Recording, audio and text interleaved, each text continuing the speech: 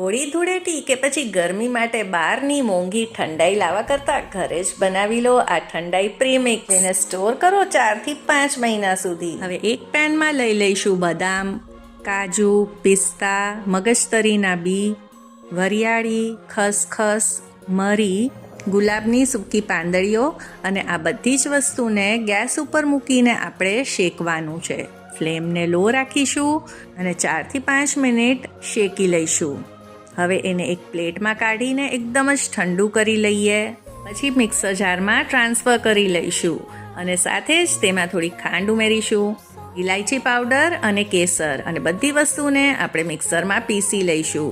આ ઠંડાઈ પ્રીમિક્સમાંથી ઠંડાઈ બનાવવા માટે 3 ગ્લાસ દૂધ લઈ લઈશું. તેમાં થોડી ખાંડ ઉમેરીશું અને તેને ઉકળવા દઈશું. જેવું આ થોડુંક ઉકળે 4 ચમચી ઠંડાઈ પ્રીમિક્સ ઉમેરી તેને એક ઉભરો આવે ત્યાં સુધી ઉકળવા દઈશું.